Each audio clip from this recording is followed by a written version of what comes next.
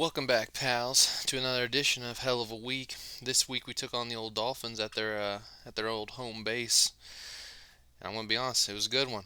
Finally, prayers been answered. Finally been seeking some things. Sought out some books, saw some answers, read some things. It was a great day. We're gonna start it right off in the first corner. Doug McD, 45-yarder, just left banks, perfectly through. Love to see it. Love to see it. Kush decided to finally put his hands down. He didn't want to not raising his hand for the teacher anymore because he left an open pick just right on the old table. Old Big Baby Q decides to grab a brown paper sack, ham, cheese, and lunch with old Tua as he grabs him a sack as well. Old Witherspoon finally decides he likes to play football again. He's shown a little bit of effort, about time. Um, and then Knox is gonna extend our lead halfway through with a nice little TD, nice little run up the middle. About damn time as well. This team, they're just roller coaster, man. I don't like it. One week they're amazing, next week they're shit. I don't know. I want some consistency in my life. However, the boys did keep the Dolphins to 0 catches till about 3:20 left in the second quarter. So you gotta give them praise where it's due. Golf clap it out. Picky decides to take Waddle's soul. He takes a little sideline pick, just beeps him right over. Love to see it. About time he did something for the team. He's talking a lot of trash for our team, but not producing. You know what I'm saying? Old Pest makes up for his mistake. He grabs a touchdown. It's we need this more often, boys. It seems it just seems like they don't want to play half the time, but then they score. You know, all these points in one game alone. Just spread it out through a few games. You don't have to just skyrocket one game. And then old Sanders, he's gonna take away the shutout, and smidge of dignity away from the Bull boys, and that about does it for the first half. Nothing crazy, nothing too exciting.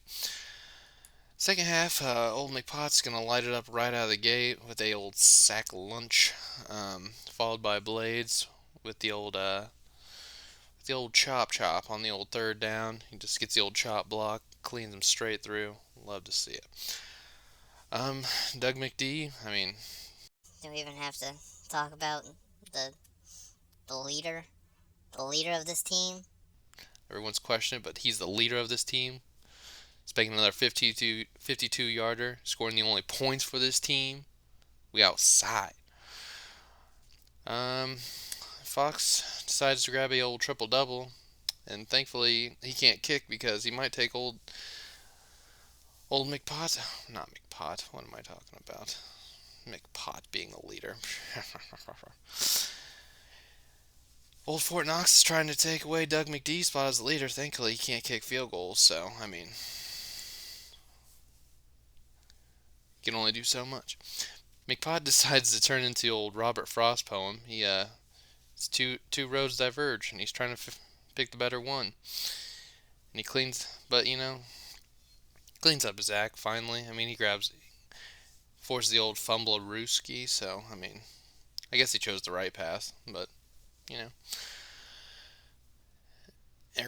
And then I guess Cashman, I think that's his name, or whoever his name is, he decides to dive on the old live grenade for the boys, pick up the old fumble Roosker.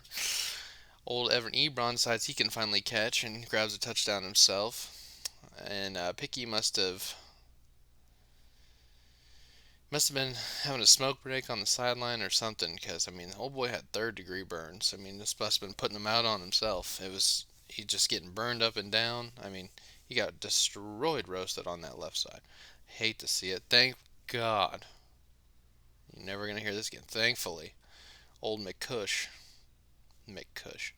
old Kusharooney finally decides to save someone. Pulls the old Peter Park. It was a good one.